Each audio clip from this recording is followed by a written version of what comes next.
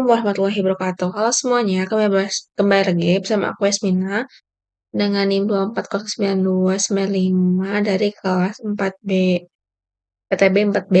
Nah, kali ini aku akan menjelaskan struktur baja dalam subbabnya itu kolom sama balok ya teman-teman. Nah, masuk aja ke apa itu kolom? Nah, kolom itu adalah elemen struktur vertikal yang berfungsi sebagai tulang punggung bangunan. Nah, fungsi utamanya adalah menerima beban aksial dari atap, pelat lantai, dan balok untuk kemudian disalurkan secara aman ke pondasi bawah guna menjaga stabilitas seluruh rangka.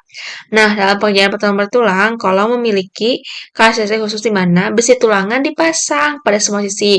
Hal ini bertujuan agar kolom mampu menahan gaya tekan dari atas sekaligus gaya lateral seperti angin ataupun gempa ya teman-teman. Nah, bisa dilihat ya teman-teman gambarnya. Oh, ini dulu ya. Nah, tuh, ini kan si pembesiannya di sini ya teman-teman, terus diisi sama si eh sama apa sih namanya tuh? Masih betonnya ya teman-teman. Nah, biar si kolomnya itu seimbang ya teman-teman. Jadi enggak si besinya itu gak geser ke kiri ke kanan. Bisa kalian perlu apa sih? Kalian bisa masukin kayak tahu beton biar sisi kiri kanan dan atas bawahnya itu rata teman-teman ya. Gitu.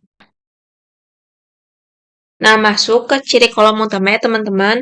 Yang pertama ada posisi vertikal. Nah, si kolom ini berdiri tegak lurus 90 derajat sebagai poros utama bangunan. Terus, kolom juga berfungsi sebagai penerus beban yang menyalurkan beban gravitasi langsung ke pondasi. Terus, yang ketiga ada komponen tekan yang dirancang khusus untuk menahan gaya tekan aksial. Terus, yang keempat penulang asimetris. Pada beton bertulang, besi tulangan dipasang di semua sisi untuk menahan gaya dari segala arah. Nah, yang terakhir, kekakuan adalah menjaga bangunan agar tidak miring atau goyang saat terkena angin ataupun gempa, teman-teman. Nah, macam kolom itu ada banyak ya. Yang pertama itu berdasarkan material. Kolom itu banyak jenisnya gitu, teman-teman. Yang pertama itu dari beton bertulang ya. Ini kayak seperti aku jelaskan kemarin ya teman-teman pada struktur beton pertama bahwasanya beton bertulang itu sangat umum digunakan apalagi dengan skala skala pembuat rumah gitu. Lalu kedua itu kolom baja yang menggunakan profil baja seperti IWF atau H-beam. Nah, di sini gambarnya teman-teman. Nah, ini biasanya untuk bangunan industrial atau bangunan gedung ataupun kalau misalnya kalian bayangin mah itu kalau misalnya gudang-gudang gitu kan, misalnya kan suka pakai portal ya. Nah, pasti semua rangkanya eh, selain rangka atapnya juga pasti kolomnya juga terbuat dari baja gitu, teman-teman. Nah, masuk ke kolom komposit gabungan profil baja yang dibungkus bentuk kekuatan ekstra nih kayak gini. Di sini kan baja nih, isinya tuh baja. Nah, si sisinya itu pakai beton teman-teman, begitu. Terus ada namanya kolom kayu atau batu di sini tuh sudah jarangnya digunakan untuk zaman sekarang karena kan alternatifnya banyak dan juga lebih kokoh kayak misalnya komposit, baja ataupun beton bertulang gitu teman-teman dibandingkan kayu ataupun batu ya teman-teman. Gitu. Masuk ke macam kalau berdasarkan bentuk dan fungsinya. Nah, untuk bentuk dan fungsinya itu ada beberapa macamnya. Yang pertama ada kolom utama sebagai penjaga beban struktur paling vital, ukurannya paling besar dan punya tulangan yang kuat. Lalu ada namanya kolom praktis. Kolom percaya misalnya tersembunyi dalam dinding-dinding bata, fungsinya untuk memperkuat dinding atau terletak, bukan menjaga beban atap utama.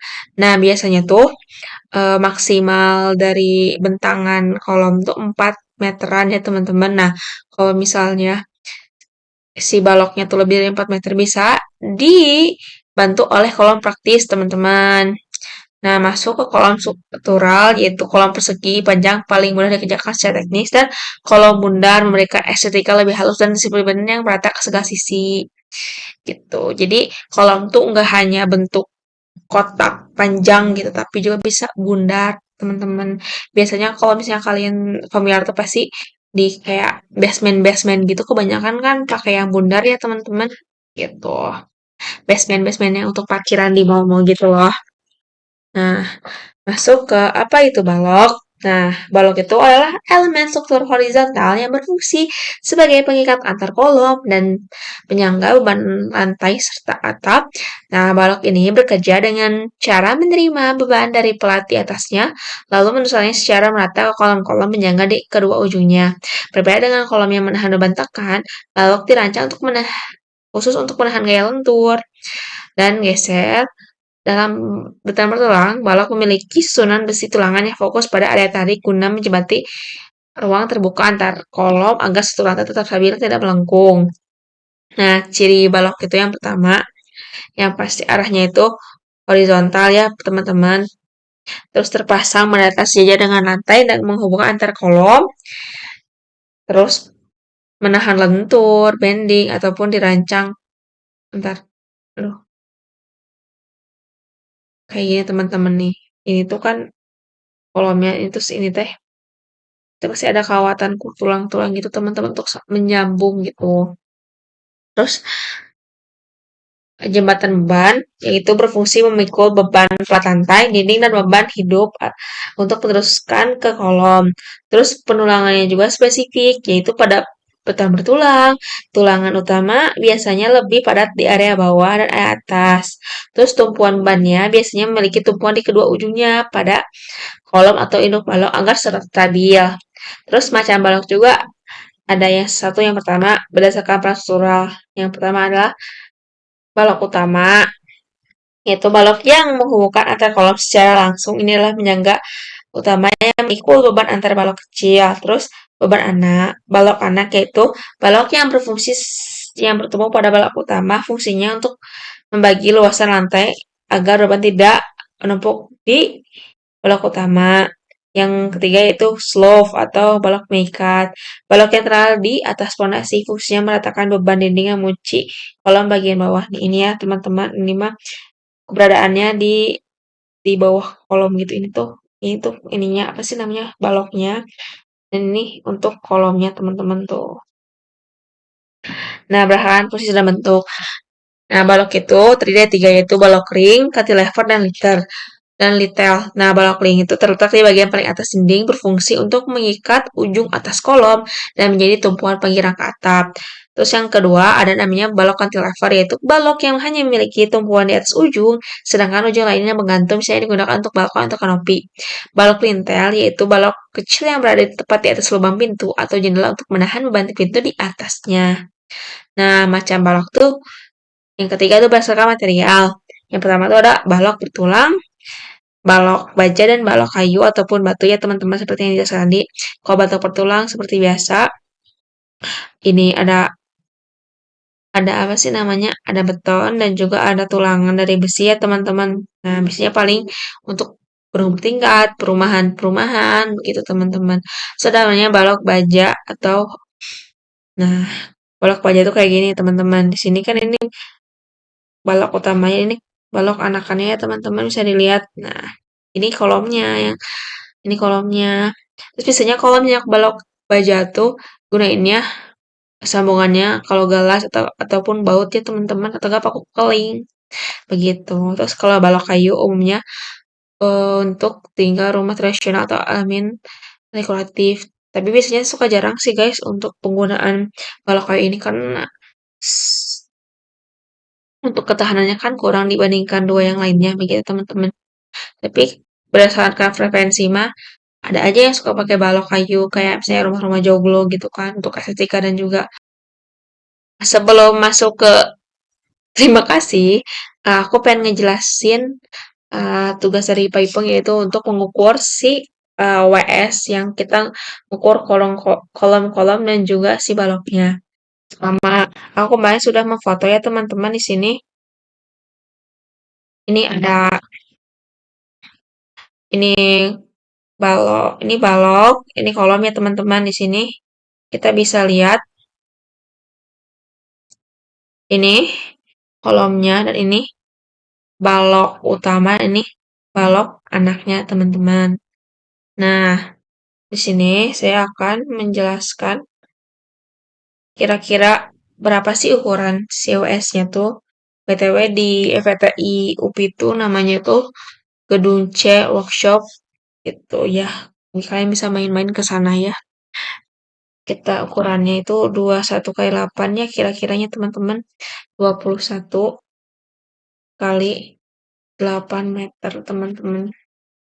Nah, terus sih kalau juga kalian mengukur tuh kira-kiranya tuh 35 kali 35 ya teman-teman. Kita rectangle. Terus aku bedain warnanya ya guys. Biar ini, biar keren aja. Enggak dong. Biar beda. Hmm.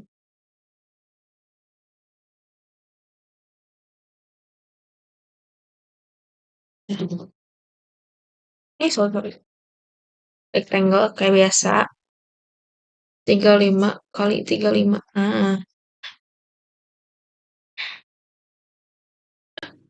Nah, kita move ya teman-teman.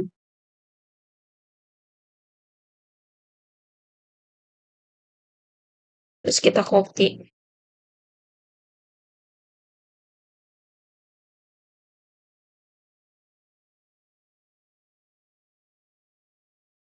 Nah, habis ini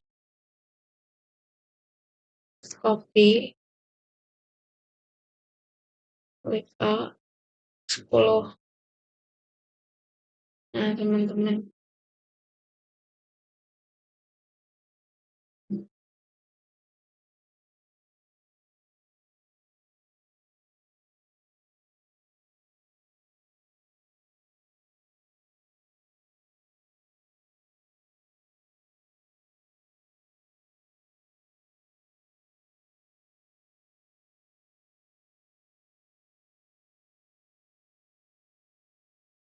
Nah, kira-kira baloknya seperti ini ya teman-teman. Nah, baloknya, kolomnya teman-teman kira-kira seperti ini. Habis itu kita bikin kolom utamanya. Nah, kolom utamanya di sini ya teman-teman di sekitar sini dan kolom anaknya melintasi begitu teman-teman. Kita buat beda warna ya. Kolom utama kita bikin. Kolom,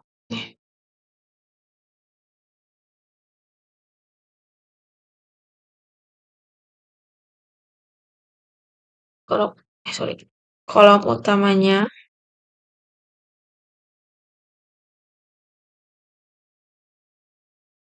ini kira-kira ya teman-teman.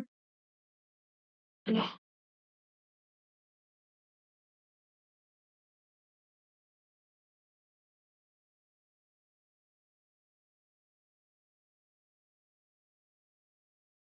hmm,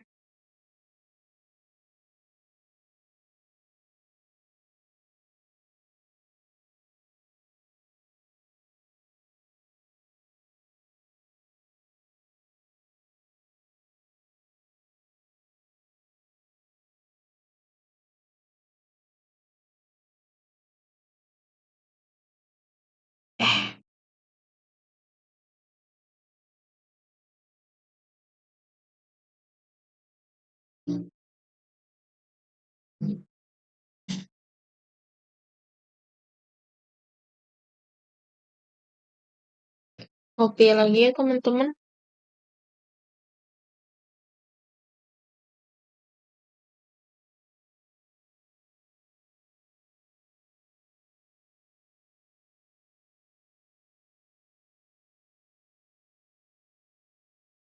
Nah, habis itu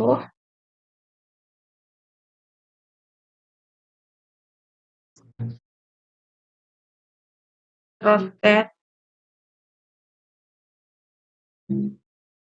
kita move juga teman-teman. Sorry. Kita rotate, kita move, and then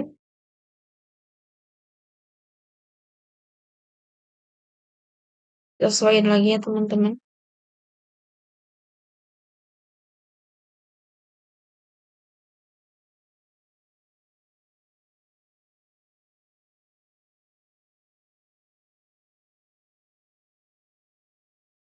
Terus itu bisa kita copy. Bentar. Terus kita biasanya kita copy teman-teman. Kita copy, copy. BTW selamat menunaikan ibadah puasa ya teman-teman. Bagi yang menunaikan begitu teman-teman. Nah, habis ini kita buat kolom 15 kali 15 kolom kalau si anaknya yaitu kira-kira 15 kali 15 eh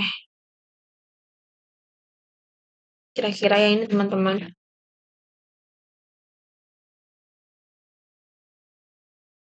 Baby, na, na, na, na, na.